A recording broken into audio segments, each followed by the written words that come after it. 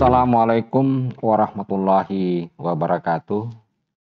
Baik, anak-anakku sekalian, para mahasiswa yang memprogramkan mata kuliah fisika matematik. Kali ini kita akan melanjutkan pembahasan kita, yaitu tentang analisis vektor. Namun demikian, sebelum kita membahas secara sederhana persoalan vektor ini, maka terlebih dahulu akan saya berikan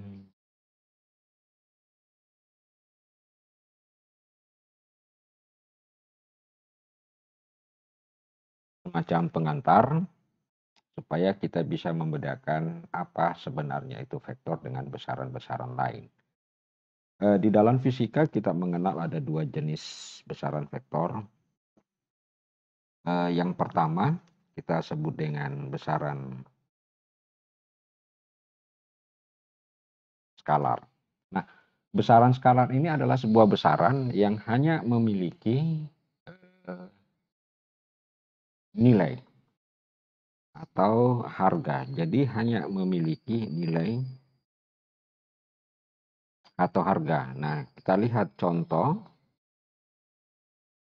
Misalkan massa sebuah balok sebesar 2 kilogram. Jadi massa balok sebesar 2 kilogram itu hanya menunjukkan ukuran kuantitas. Jadi dimanapun arahnya, tempatnya tetap massanya adalah 2 kilogram. Itu yang kita sebut sebagai besaran skalar. Nah, selanjutnya ada pula yang kita akan bahas nanti, yaitu yang disebut dengan besaran vektor. Nah, besaran vektor ini selain memiliki nilai atau harga, juga ditentukan oleh arah. Jadi tentu kalau misalkan saya mengambil contoh yang sederhana, misalkan ada sebuah vektor arahnya ke sana, misalkan dengan kecepatan V1 sama dengan 2 meter per second, itu arahnya katakanlah ke kanan. Kemudian ada juga vektor yang misalkan kita ambil arahnya ke kiri. Juga kecepatannya katakanlah V2 sama dengan 2 meter per second. Nah, walaupun kelihatan bahwa kedua jenis gerakan tersebut memiliki kuantitas yang sama, yaitu sebesar 2 meter per second, tetapi dari sisi kecepatan, maka sesungguhnya keduanya berbeda. Kenapa? Satu kecepatannya 2 meter per second arahnya misalkan ke timur, sedangkan V2 besarnya juga dengan kecepatan 2 meter per second tetapi arahnya ke barat. Jadi yang menentukan ukuran dari sebuah ataupun ukuran dari sebuah vektor itu adalah nilai harga atau nilai atau dengan harga dengan arahnya. Tetapi dari segi kuantitas, kalau kita mempertanyakan berapa besar kecepatan kedua benda tersebut, kita akan mengatakan bahwa besarnya kecepatannya adalah sama, yaitu masing-masing 2 meter per second. Nah, itu. Nah, oleh karena itu, karena keunikan daripada besaran vektor yang ditentukan oleh selain daripada nilai atau harga dan arahnya, maka praktis persoalan-persoalan penjumlahan, perkalian dan lain sebagainya yang berkaitan dengan vektor akan sedikit berbeda, akan berbeda dengan penjumlahan secara skalar.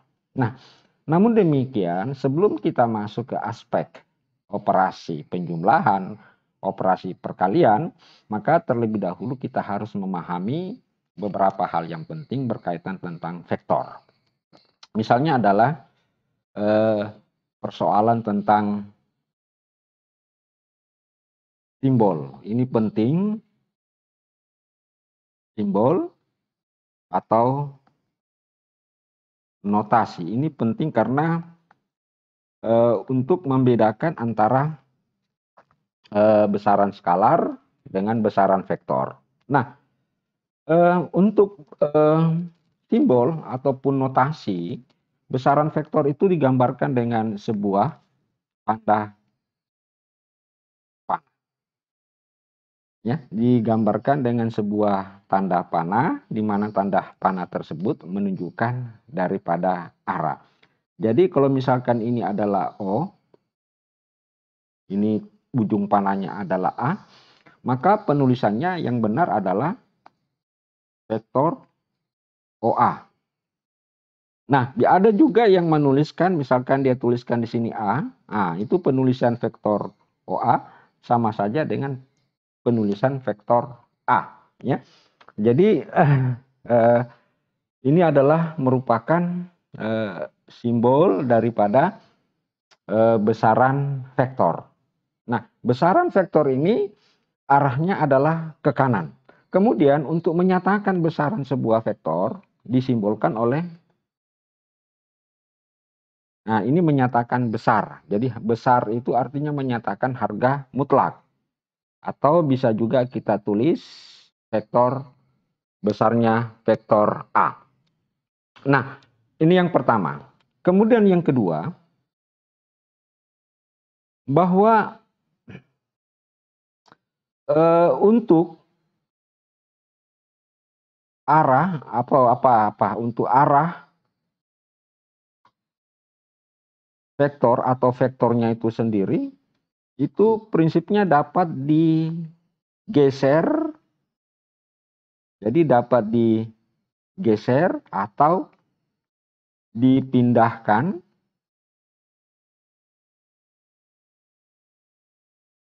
tanpa mengubah besar.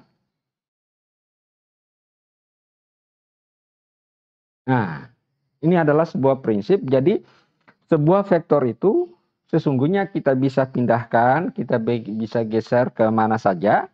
Yang penting arah dan besarnya tidak mengalami perubahan. Misalkan saya membuat sebuah vektor, katakanlah vektor di sini. Ini adalah O, A. Ini bisa kita geser. Mau digeser ke sini, tidak ada masalah, tetap. Mau digeser ke sini, juga tidak ada masalah. Mau juga digeser ke sini, tidak ada masalah. Yang penting besar daripada vektor awal sama saja besar vektor pergeserannya tersebut dan arahnya adalah sama. Itu yang dikemukakan pada prinsip-prinsip vektor. Nah, baik, kita mencoba melihat sebuah vektor, katakanlah dalam vektor dalam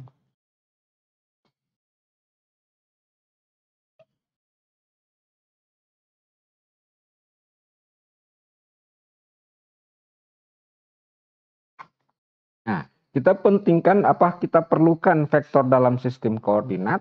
Mengapa? Karena sistem koordinat itu yang akan menentukan arah di mana vektor tersebut. Oleh karena itu, ada namanya kerangka acuan. Nah, kerangka acuan yang kita gunakan kali ini adalah menggunakan sistem koordinat. Sistem koordinat apa yang kita gunakan? Tentunya adalah sistem koordinat Kartesian. Nah, kali ini saya akan berikan contoh bagaimana sistem koordinat tersebut. Misalkan ini kita pakai untuk 2 dimensi saja.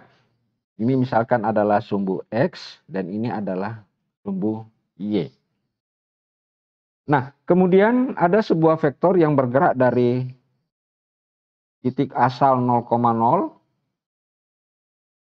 terus tiba di titik koordinat katakanlah 3,4, arahnya ke sana. Nah, katakanlah ini adalah titik O dan ini adalah titik A, Sehingga kita katakan bahwa OA itu secara vektor dapat kita tuliskan, ini koordinat adalah sumbu X ya. Jadi di sumbu X-nya kita proyeksikan dulu. Ini sama dengan ya 3 dan ini adalah sama dengan 4. Jadi di sumbu X adalah 3 dan di sumbu Y adalah 4. Sehingga kita bisa menuliskan bahwa 3 ditambah 4. Tetapi kayaknya bahwa 3 dan 4 itu masih bernilai skalar. Oleh karena itu kita harus memberikan arah terhadap 3 dan kita harus memberikan arah terhadap 4. Karena 3 berada di sumbu X, maka arah sumbu X itu atau disebut dengan vektor satuan itu adalah I. Sehingga kita dapatkan bahwa untuk arah sumbu X kita bisa tuliskan adalah 3I, di mana I adalah vektor satuan untuk sumbu X, dan yang di sini adalah vektor J, di mana J adalah vektor satuan untuk sumbu Y. Sehingga penulisan vektor OA adalah 3I ditambah 4J. Jadi 3I ditambah 4J. Nah, sekali lagi untuk menyatakan besarnya, kita tinggal tulis OA. Nah, besarnya itu mengikuti dalil Pitagoras. Kita lihat di sini. Jadi panjangnya, jadi menyatakan besarnya itu berarti panjang OA. Panjang OA itu tak lain adalah 3 pangkat 2 ditambah 4 pangkat 2 akar. Jadi 3 pangkat 2 ditambah 4 pangkat 2. Kemudian kita akarkan sehingga kita dapatkan sama dengan 25. Kemudian vektor panjang vektor A adalah 5 satuan misalnya. Ya, 5 satuan. Nah, sehingga dari sini kita bisa tuliskan bahwa apabila kita memiliki sebuah vektor OA adalah I X ditambah J E ditambah K Z ya, untuk menyatakan 3 dimensi, maka besar OA itu tak lain adalah X kuadrat, kita ambil koefisiennya, ditambah Y kuadrat ditambah Z kuadrat. Jadi ini yang menyatakan besar daripada sebuah vektor. Ya, itu menyatakan daripada besar daripada sebuah vektor. Nah, sekarang kita lihat lagi contoh yang berikutnya. Karena kebetulan contoh yang kita gunakan, di mana vektor asalnya berasal dari 0,0 dan vektor yang bagian atas, bagian fananya adalah 3,4. Nah, sekarang kita lihat contoh yang lain lagi. Misalkan ini sumbu E, ini adalah sumbu X ya. Oke. Nah, kemudian di titik sini ada koordinat 1,5. Jadi mula-mula dia berada di titik koordinat 1,5. Kemudian setelah itu dia bergerak menuju di titik katakanlah 5,2. Maka vektor dari 1,5 karena asalnya dari 1,5 menuju ke 5,2 ini adalah vektor.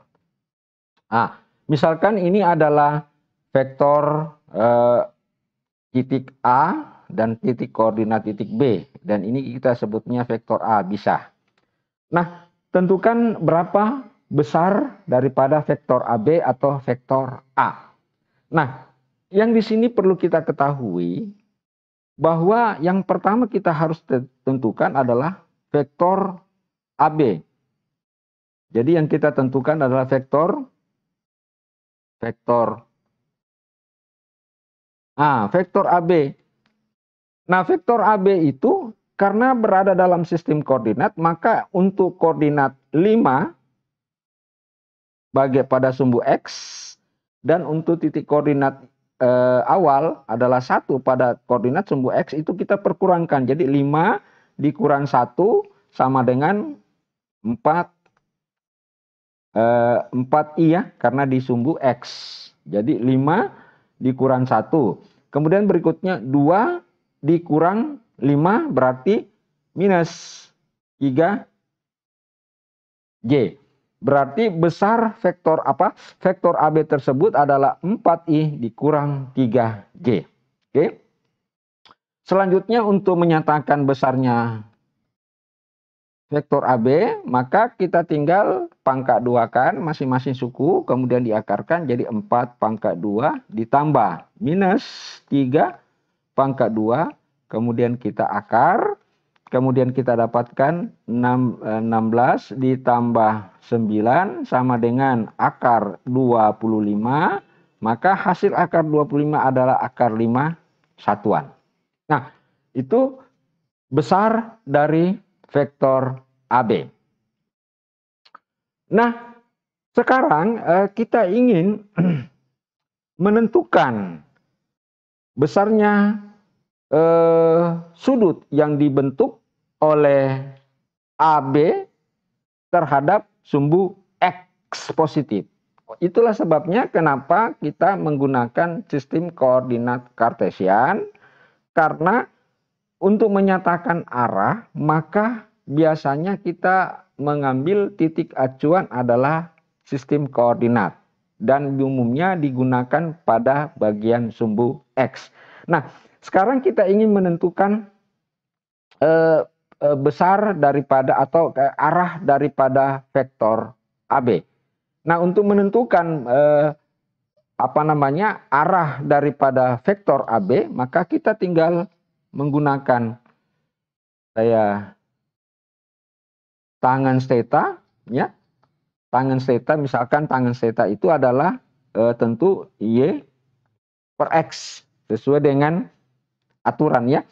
Jadi di mana Y-nya sama dengan minus 3, oke, dan X-nya sama dengan 4. Sehingga kita dapatkan bahwa theta sama dengan arcus tangens min 3 per 4, itu tak lain sama dengan 37 derajat. Karena sumbu Y-nya adalah negatif, ya, sumbu Y-nya adalah negatif, maka min 37. Artinya min 37, jadi kalau misalkan sumbu X ini kita pindahkan ke sini, maka panjangnya ini adalah,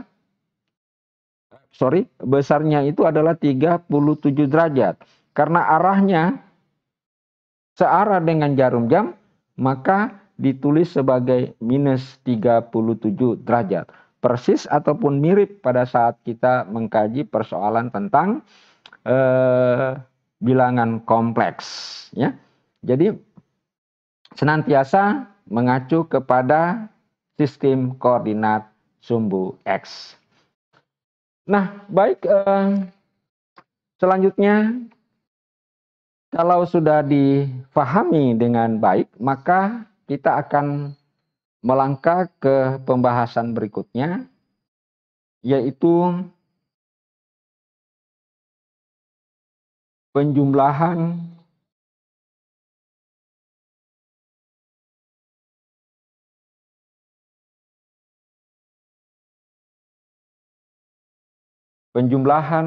vektor. Nah, penjumlahan vektor juga memiliki notasi. Nah, kita lihat. Misalkan ada sebuah vektor, ya, menuju ke, katakanlah kita sebutnya vektor F1. Kemudian ke sini adalah vektor F2.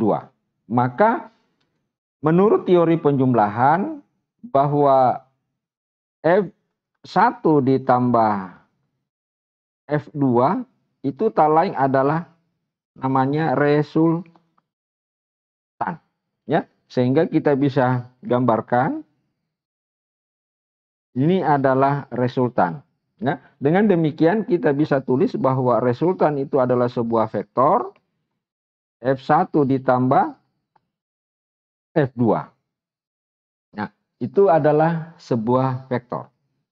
Nah, sekarang kalau ditanyakan, tentukan besar daripada resultan vektor tersebut. Ya, tentukan resultan daripada vektor tersebut. Nah, misalkan saya kasih contoh, ada sebuah gaya, katakanlah F1, kemudian di sini adalah F2. Nah, ini kelihatan agak beda antara yang ini dengan yang ini, ya.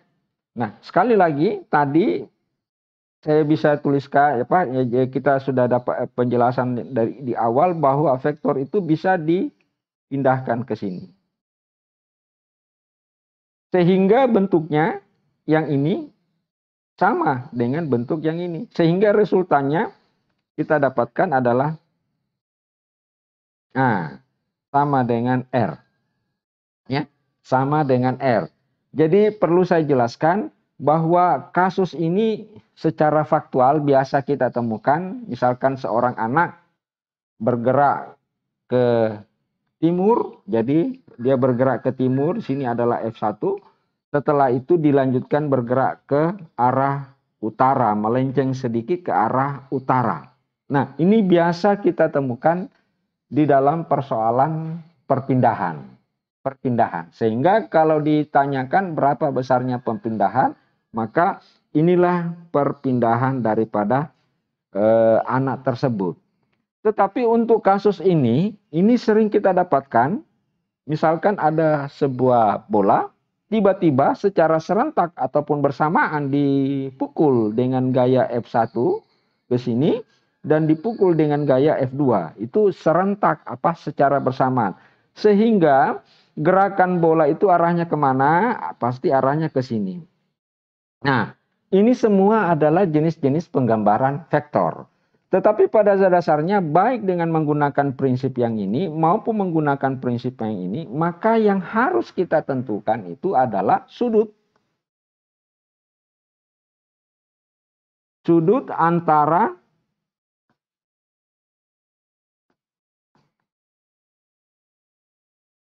dua vektor. Nah, kita sepakat bahwa sudut antara dua vektor F1 dengan F2 bukan yang di sini, tetapi sesungguhnya yang dimaksudkan adalah yang di sini.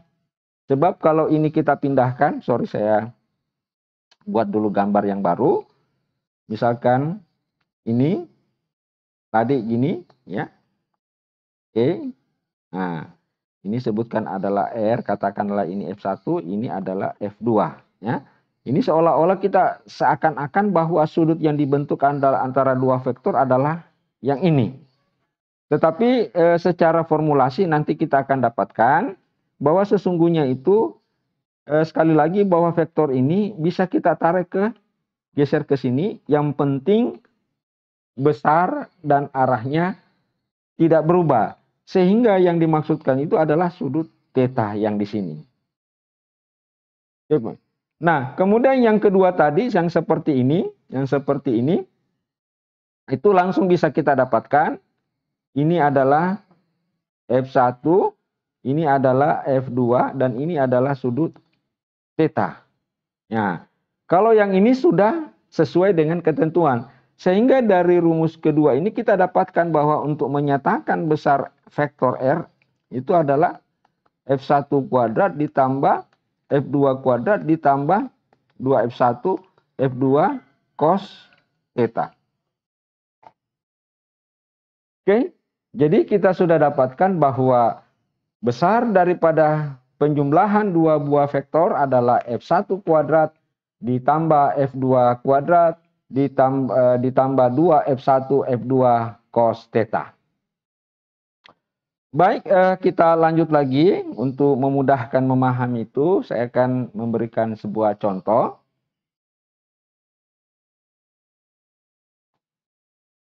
Misalkan ada sebuah vektor F1 besarnya adalah 2 Newton. Kemudian vektor F2 adalah 3 Newton. Oke, nah sudut antara F1 dan F2 adalah 60 derajat. Nah, pertanyaannya adalah tentukan Satu, resultan. Kemudian kedua adalah arah resultan. Jadi ada dua pertanyaan yang akan kita jawab, yaitu pertama menentukan resultan vektor antara F1 dengan F2 yang membentuk sudut 60 derajat.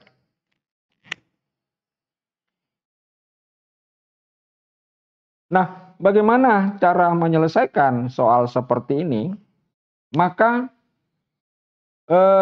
kita terlebih dahulu lakukan gambar, katakanlah ini adalah F2 sebesar 3 Newton dan ini adalah F1 sebesar 2 Newton.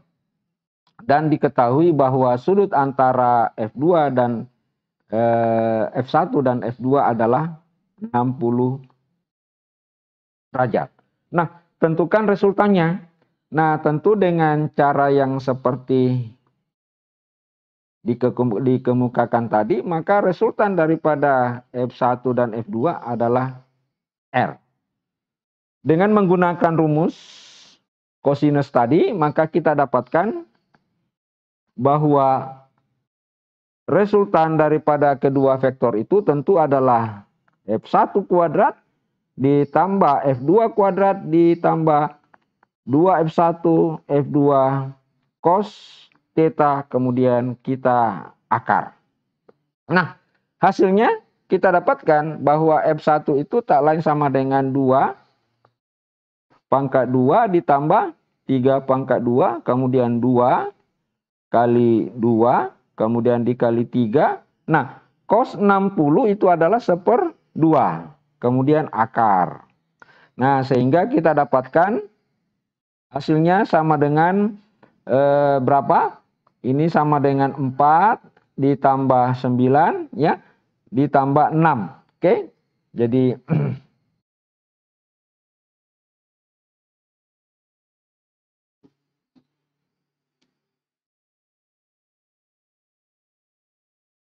dua, 3, 9 berarti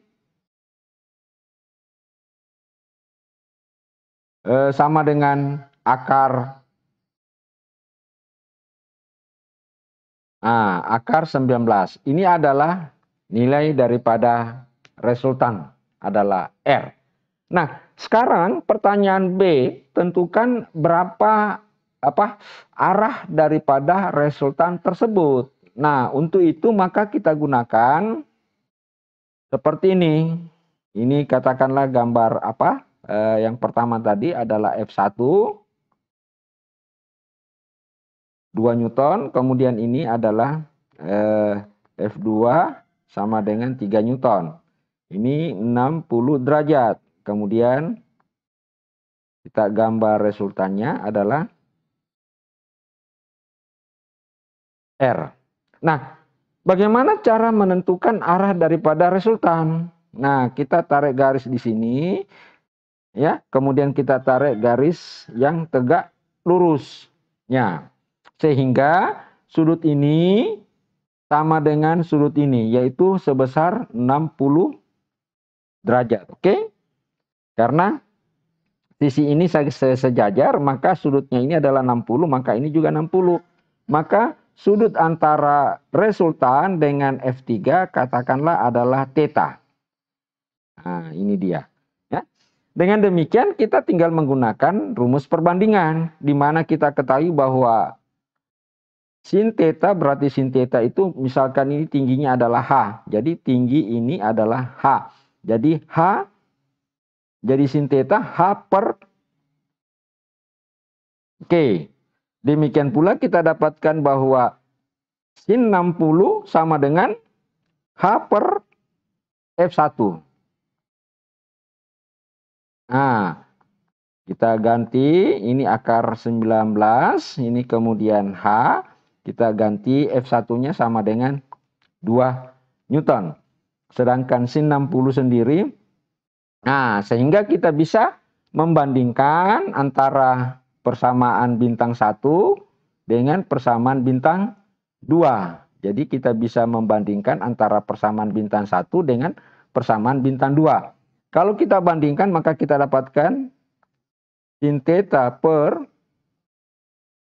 sin 60, berarti kalau dibandingkan ini adalah seper akar 19 per seperdua atau sama dengan 2 akar 19. Oke. Sedangkan sin 60 adalah seperdua akar 3. Sehingga kita dapatkan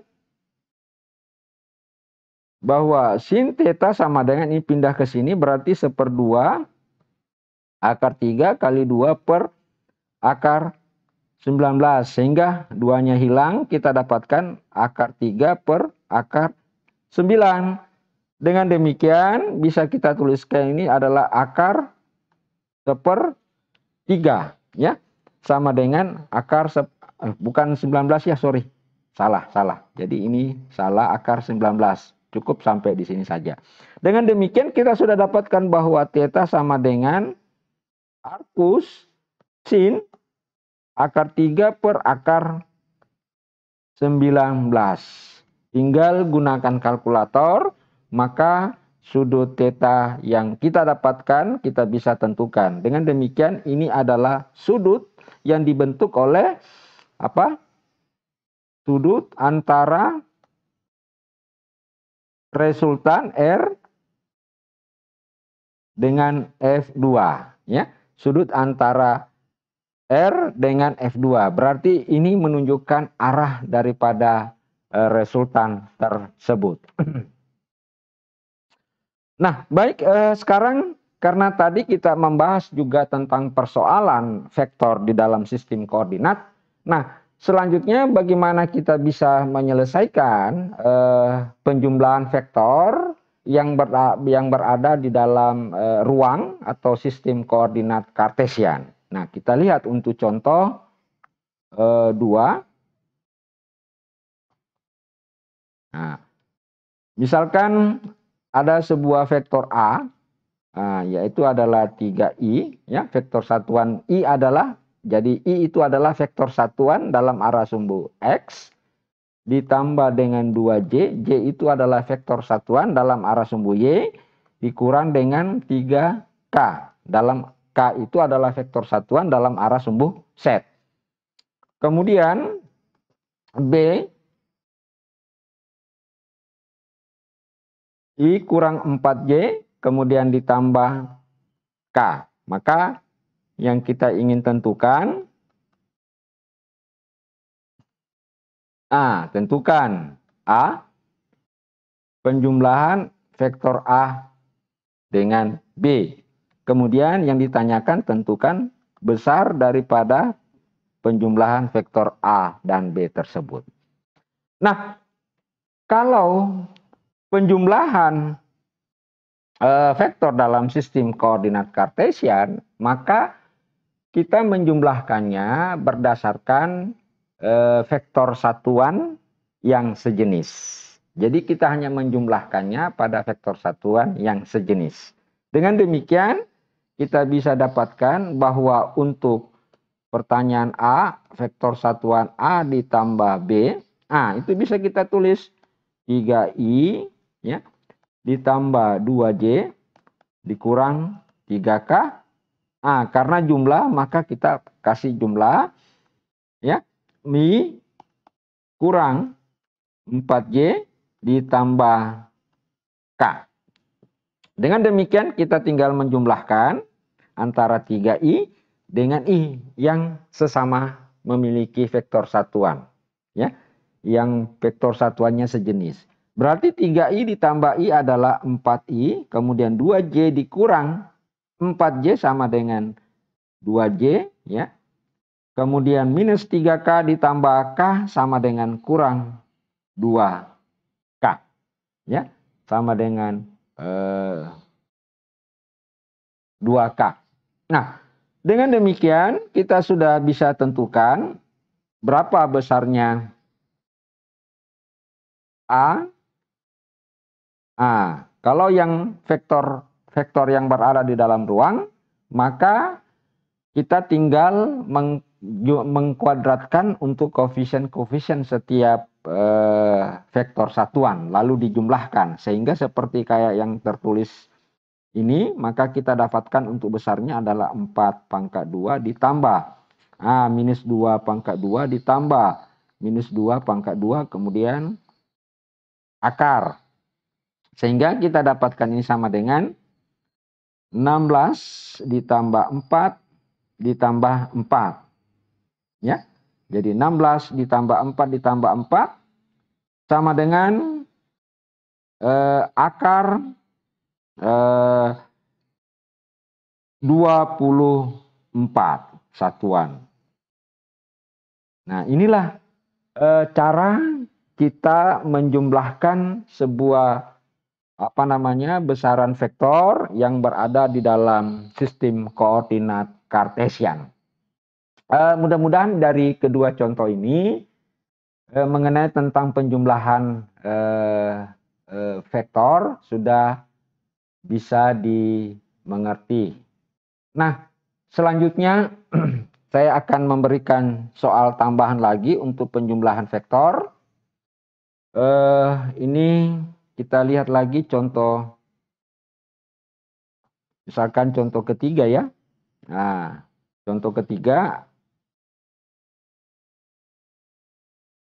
ya, ada mula-mula seseorang katakanlah bergerak dari titik 0,0 menuju titik 6,8. Kemudian kembali ke titik 3,4. Ya, kembali ke titik, katakanlah itu adalah 3,4. Jadi saya bisa tuliskan soalnya bahwa seorang anak ya bersepeda, katakanlah dari titik O, A, B. Bersepeda dari titik O menuju ke titik A, terus ke titik B, berhenti. Ya. Seperti pada gambar grafik ya, pada gambar di sebelah. Oke. Di mana ini katakanlah X dalam satuan kilometer dan Y dalam satuan kilometer juga. Jika waktu total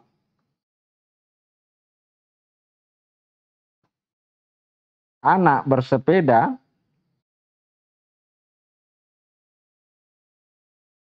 dari titik O ke B adalah 30 menit ya. Atau kita tulisnya adalah setengah jam, maka yang ditanyakan tentukan A, kelajuan rata-rata,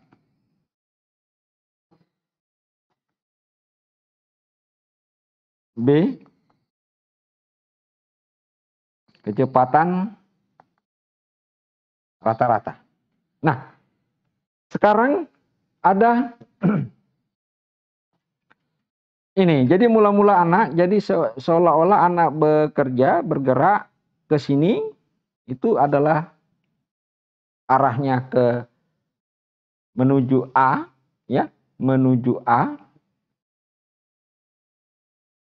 dan lalu kembali ke titik B, ya, dengan koordinat 3,4.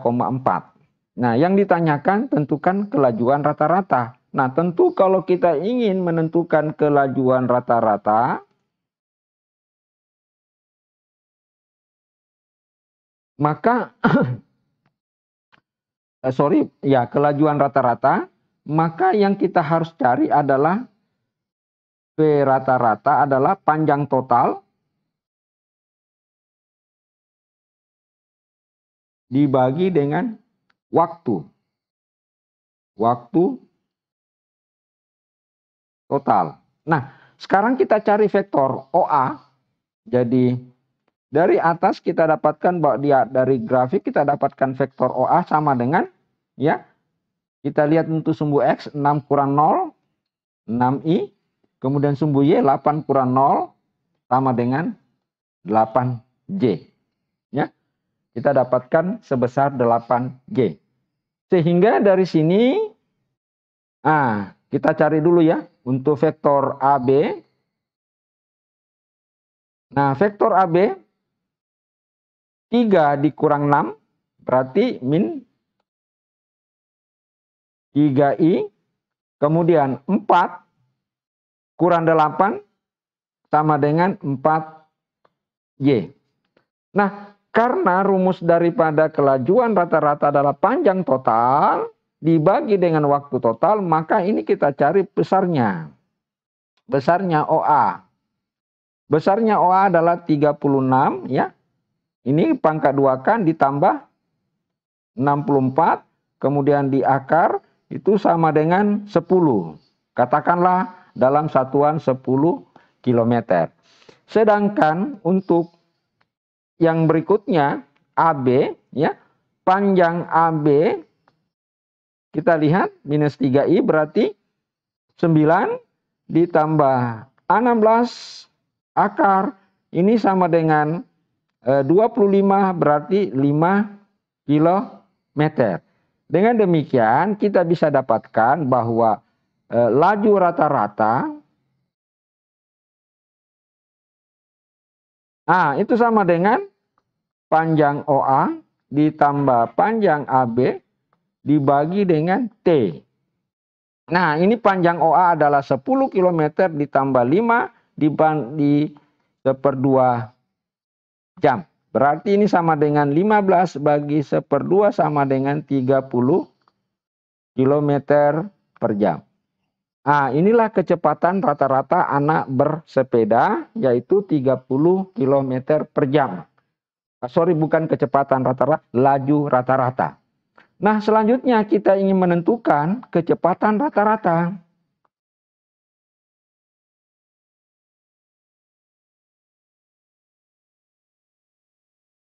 Nah, kecepatan rata-rata kita tinggal melihat ini. Ya, berarti dari sini koordinatnya adalah 3 kurang 0 sama dengan berapa? 3, 4 kurang 0 sama dengan, jadi katakanlah OB. Jadi untuk menentukan kecepatan rata-rata, itu adalah panjang OB dibagi dengan T. Di mana kita ketahui tadi bahwa OB itu, coba kita lihat di gambar sini. Jadi panjangnya ini adalah OB. Berarti 3, jadi titik arahnya ini adalah 3 kurang 0, 3, 4 kurang 0 adalah 4. Sehingga kita dapatkan OB itu adalah tak lain adalah 3I ditambah 4Y. Sehingga kalau kita ingin menentukan besarnya OB sama dengan 9 ditambah 16 akar sama dengan berapa? 5 km. Dengan demikian kecepatan rata-rata anak tersebut adalah 5 km dikali 1/2 jam sama dengan 10 km per jam. Ini menyatakan kecepatan rata-rata dan ini yang menyatakan kelajuan rata-rata. Nah, biasanya kelajuan rata-rata itu yang disebut dengan kelajuan speedometer. Selanjutnya kita masuk ke pembahasan berikutnya, yaitu perkalian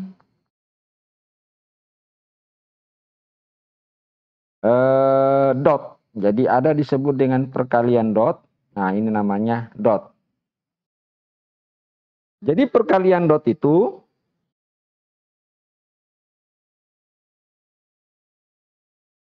perkalian antara, jadi perkalian dot, itu sama dengan perkalian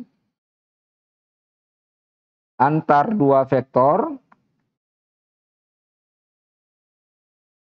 Antar dua vektor menghasilkan sebuah itu disebut dengan perkalian dot itu menghasilkan sebuah skalar. Nah, kita lihat dulu, saya berikan notasi. Jadi misalkan ini ada vektor B. Ini ada vektor A membentuk sudut theta. Maka menurut perkalian dot bahwa apabila A didotkan dengan B, nah itu sama saja dengan B dot A. Nah, untuk menyatakan besarnya A dot B, maka digunakan rumus vektor A dikali vektor B sama dengan cos theta. Itu adalah perkalian dot. Nah, salah satu contoh di dalam fisika yang menggunakan perkalian dot adalah contohnya adalah usaha. Jadi misalkan begini, ada sebuah balok ditarik oleh gaya F sebesar 2 Newton, sehingga balok ini mengalami perpindahan,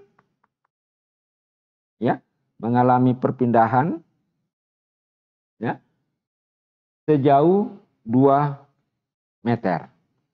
Maka ada sudut yang dibentuk antara komponen gaya terhadap bidang datar, yaitu sebesar 30 derajat. Maka usaha itu tak lain adalah perkalian. Jadi kalau kita tuliskan ini adalah vektor R, ini vektor F, adalah perkalian vektor R dot vektor F. Ya, sehingga untuk menyatakan besarnya W adalah besarnya R dikali besarnya F dikali dengan cos theta, di mana theta itu adalah sudut antara F dan R. Dengan demikian dari coal ini kita dapatkan R-nya sama dengan 2, F-nya sama dengan 2, cos theta-nya sama dengan 30 derajat. Sehingga kita dapatkan 4 dikali 1/2 akar 3 sama dengan 2 akar 3 Newton. Nah, ini adalah secara perkalian vektor dot antara perpindahan dengan gaya. Jadi perpindahan dengan gaya. Nah, bagaimana jika gaya yang bekerja pada benda itu merupakan sebuah fungsi daripada sistem koordinat, fungsi X, fungsi Y maupun fungsi C, atau dengan kata lain bahwa gayanya itu berada di dalam suatu ruang dan perpindahannya juga berada di dalam satu ruang. Ya, misalkan saya kasih contoh, misalkan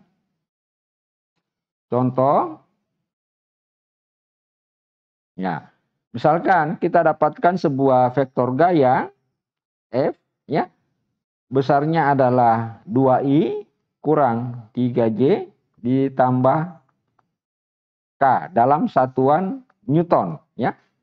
Kemudian setelah gaya ini bekerja pada sebuah balok itu mengalami sebuah perpindahan I tambah J kurang K. Katakanlah ini dalam satuan meter. Maka tentukanlah usaha pada balok tersebut. Besarnya usaha yang dilakukan oleh gaya pada balok tersebut. Maka kita bisa tuliskan W sama dengan R dot F. Nah, perlu saya tegaskan, beda kasusnya pada di sini. Dalam kasus untuk F yang sudah ditentukan nilainya maupun R yang sudah ditentukan nilainya, ternyata sudutnya sudah harus ditentukan untuk menentukan usaha. Tetapi pada kasus gaya yang berada di dalam sistem koordinat dalam ruang dan perpindahan dalam ruang, maka kita tidak perlu apa namanya, di dalam soal itu menentukan sudutnya. Karena informasi daripada persamaan 2i tambah 3j tambah k, i ditambah j kurang k, itu sudah menunjukkan sebenarnya sudah ada sudut yang dibentuk. Ya, sudah ada sudut yang dibentuk. Hanya tidak sudutnya itu nanti kita coba lihat. Nah,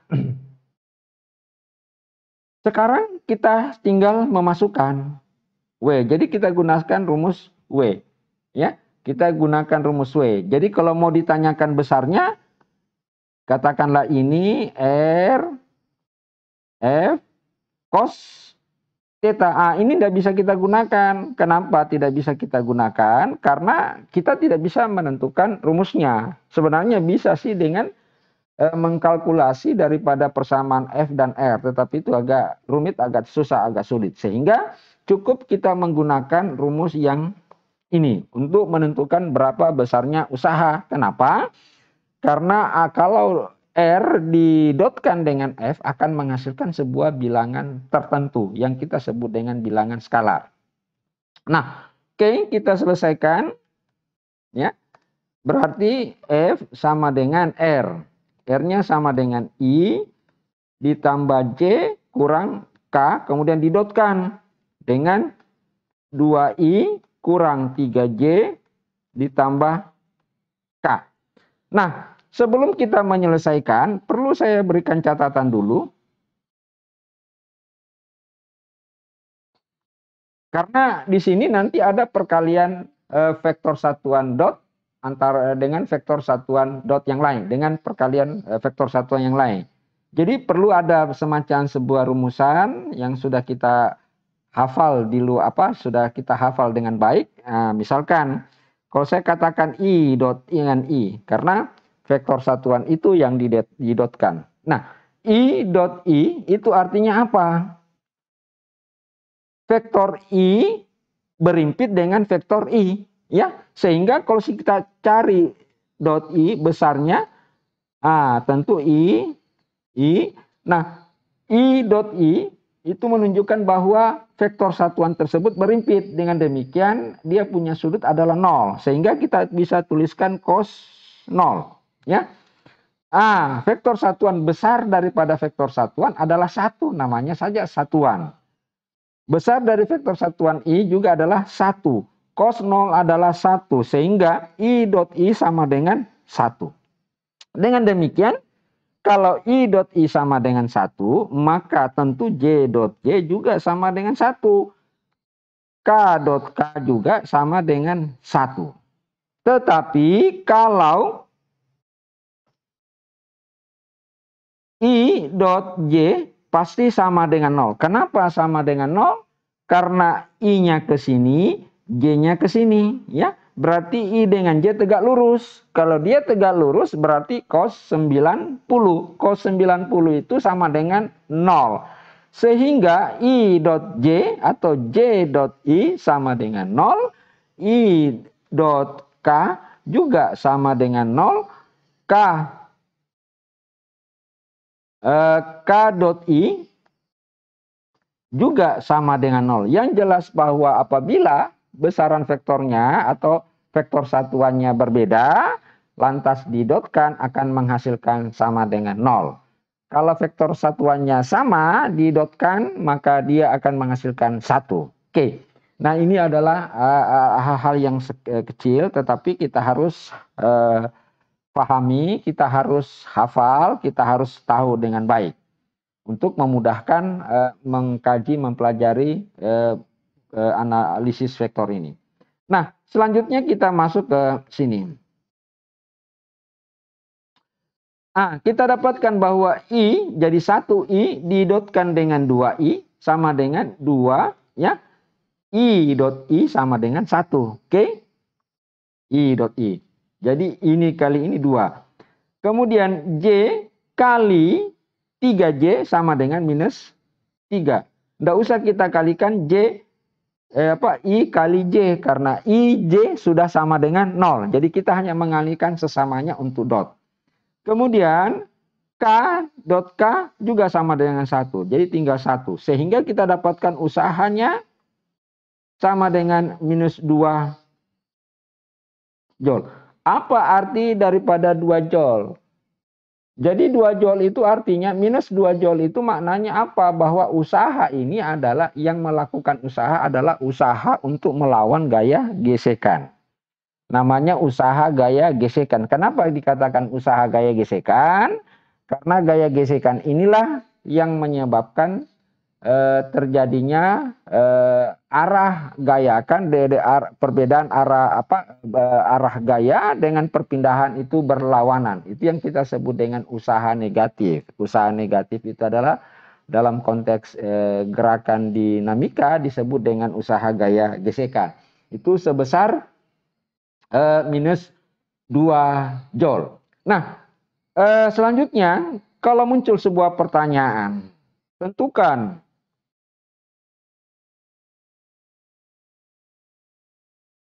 sudut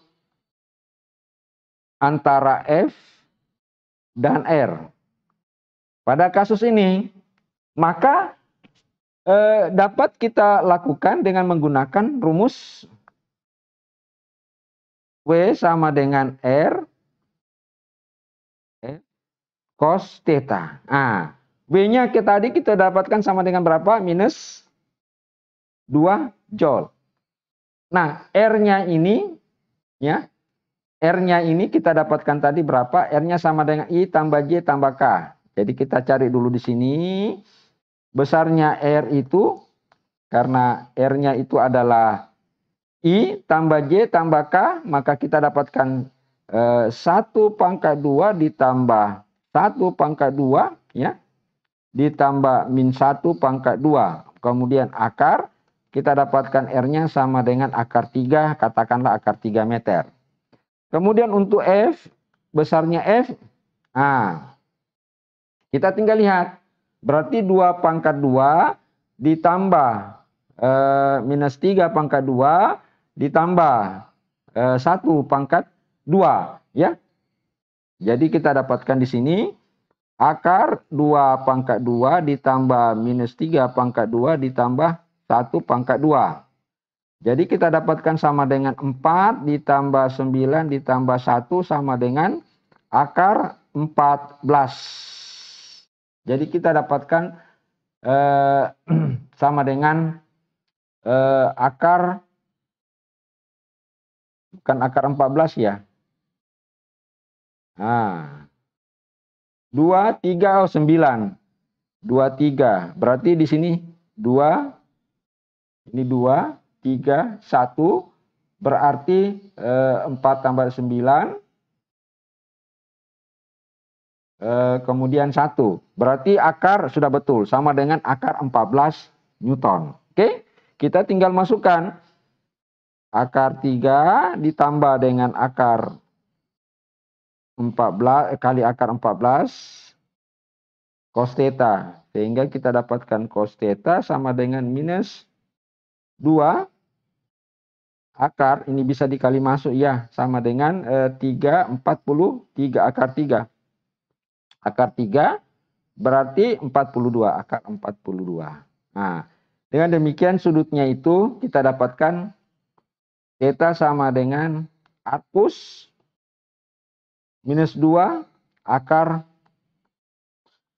Nah, ini perlu hati-hati bahwa munculnya akar minus 2 itu artinya kecenderungan gaya yang bekerja pada balok itu berlawanan arah dengan arah gerakan. Nah, saya kasih ilustrasi ya.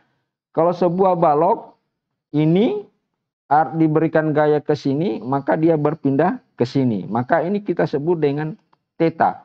Tetapi ada juga balok berpindah ke sini tapi gaya yang diberikan arahnya ke sini.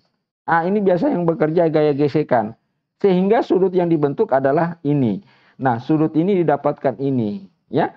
Jadi minus itu diukur dari sini, tetapi plus diukur dari sini. Nah, itu. Jadi hati-hati di dalam menggunakan menentukan sudut apabila ada tanda minusnya. Nah, itu adalah yang berkaitan dengan perkalian dot. Nah, selanjutnya kita masuk yang ke pokok bahasan berikutnya. Ada yang kita sebut dengan bagian berikutnya adalah perkalian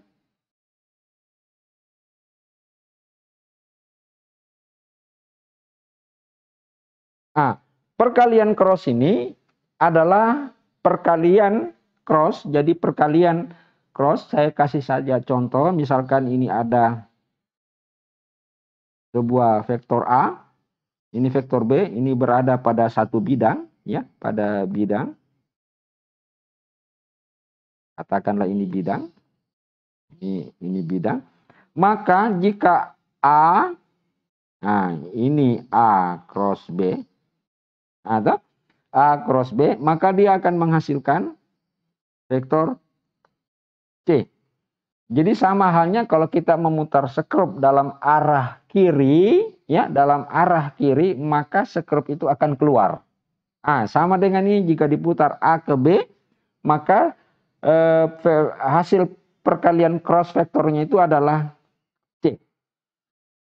Nah, kalau misalkan ini vektor B, ini vektor A, kemudian vektornya adalah vektor B cross A, maka arah vektornya dia ke bawah, namanya minus C. Dengan demikian kita dapatkan kalau ini sama dengan C, maka B cross A itu menghasilkan adalah minus C. Ya, itu perkalian keras. Dengan demikian kita bisa tuliskan bahwa sesungguhnya A cross B itu tidak sama dengan B cross A. Lain halnya tadi dot. Dot itu A dot B sama saja dengan B dot A. Oke, ini adalah sebuah prinsip. Nah, selanjutnya kalau misalkan kita dapatkan A cross B, kita ingin menentukan besarnya, maka rumusnya adalah A, B. Jadi bukan cos yang dipakai, tetapi yang digunakan adalah sin theta. Kalau yang tadi dot adalah menggunakan cos theta. Nah, contoh di dalam fisika yang menggunakan prinsip cross adalah menentukan momen. Ini adalah contoh daripada penggunaan cross, momen gaya, yaitu R. Itu adalah R, R cross F. Nah, selanjutnya kita langsung saja masuk ke contoh. Misalkan, jadi sebuah katakanlah kunci digunakan kunci Inggris, ya, atau kunci pas digunakan untuk membuka sebuah baut, ya, itu memiliki panjang, katakanlah R-nya sama dengan I ditambah J meter. Kemudian pada ujung kunci tersebut bekerja gaya F sama dengan sebesar 2I ditambah K Newton. Nah, pertanyaannya tentukanlah momen inersia. Jadi yang ditanyakan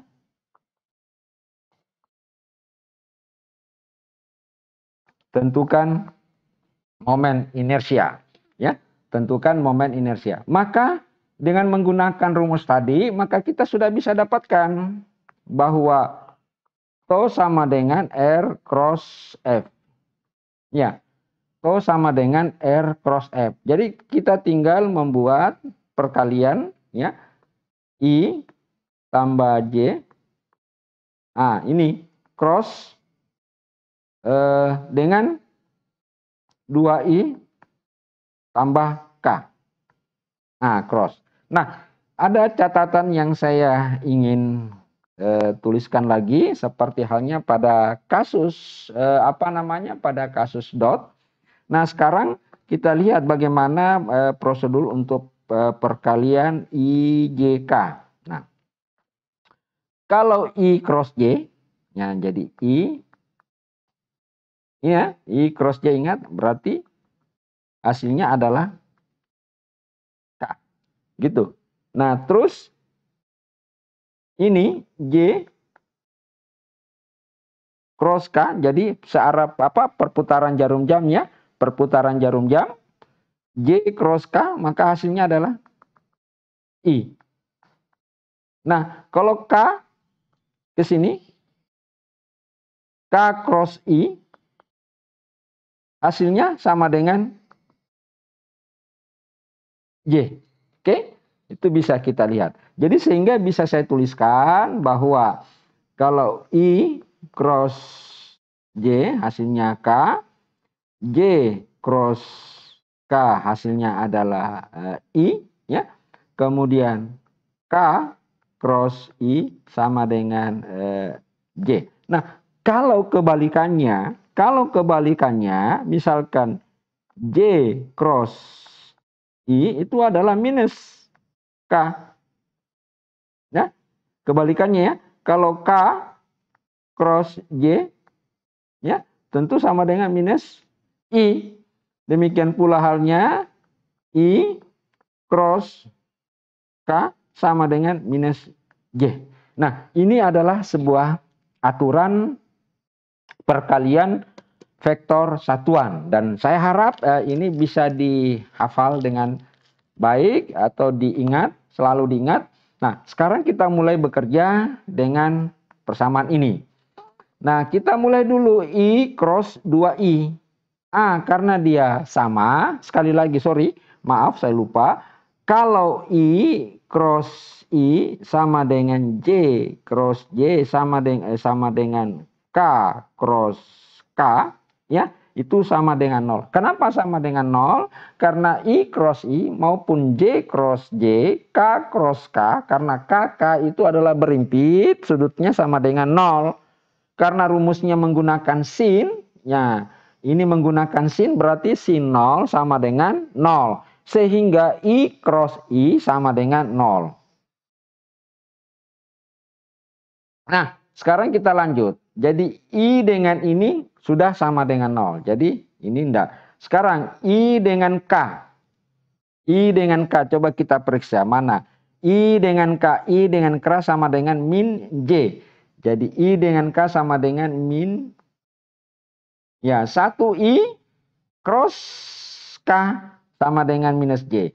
Kemudian J cross I berarti 2 ya. J cross 2I berarti J cross I mana? J cross I, J cross I. J cross I sama dengan minus K. Berarti minus 2K.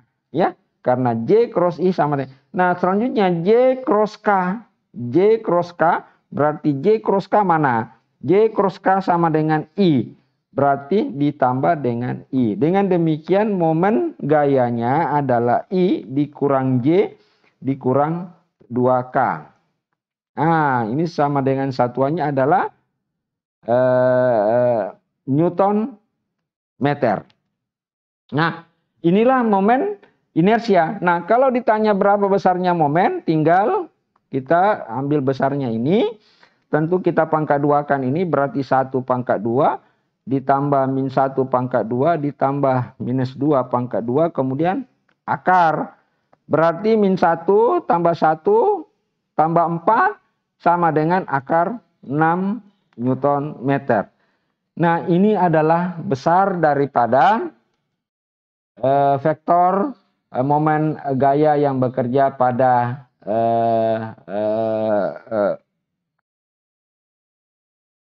kunci pas tadi. Nah, selanjutnya kalau ditanyakan kembali, tentukanlah sudut antara. Jadi misalkan ditanyakan lagi, tentukan sudut antara R dan F pada momen gaya.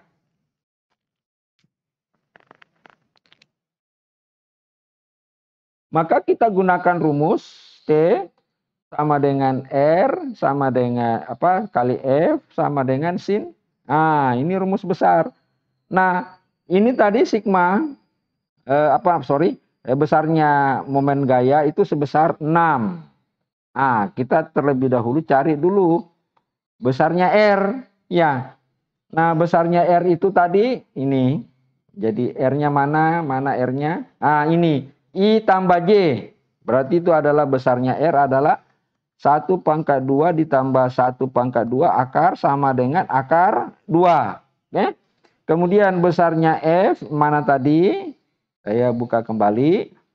Besarnya F itu adalah 2I ditambah K.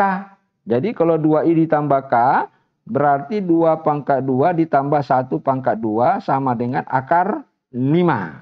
Nah, itu RF. Sehingga kita dapatkan R-nya sama dengan akar 2, ya, kali F-nya sama dengan akar 5 kali sin theta. Dengan demikian ini bisa kita dapatkan bahwa sin theta sama dengan 6 per akar 2 kali akar 5, atau bisa kita tulis 6 akar 10. Dengan demikian kita dapatkan theta sama dengan arcus sin 6 akar 10. Nah, ini adalah sudut yang dibentuk oleh gaya terhadap lengan kunci pas tadi, ya. Nah, ini kalau kita hitung itu sekitar ya 50,7 derajat. Baik, anak-anakku sekalian mahasiswa yang memprogramkan mata kuliah fisika matematik, saya pikir cukup sekian dulu. Insya Allah kita akan melanjutkan pembahasan kita, tentu yang memiliki tingkatan yang lebih tinggi lagi, yaitu berkaitan tentang vektor satuan, kemudian penggunaan vektor operator nablah di dalam membahas persoalan gradien, persoalan divergensi, maupun persoalan kural. Baik, semoga apa yang saya sampaikan pada kesempatan ini dapat dimengerti, dapat dipahami dengan sebaik-baiknya. Dan saya akhiri. Sekian. Wassalamualaikum warahmatullahi wabarakatuh.